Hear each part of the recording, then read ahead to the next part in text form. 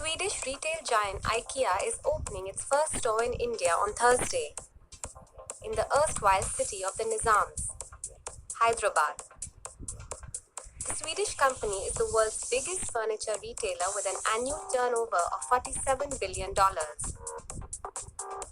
It first tried to enter India in 2006 but gave up as FDI rules required foreign companies to sign up with a local partner. It then announced a plan and an initial investment of 10,500 crore rupees in 2012. After almost 6 years of approvals, finalizing land parcels and tying up local sourcing, the first store is finally opening today. For India, the move is significant. The entry of IKEA signals that our country is open for business and giving up restrictive rules of the past. For IKEA, India is one of the world's biggest markets and Asia's third largest economy waiting to be tapped. In Hyderabad alone, IKEA hopes to get 7 million visitors a year. But there is a desi twist.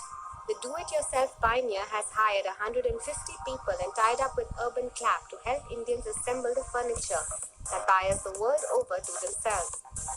And it's also given up its most famous item on its food menu, Swedish meatballs.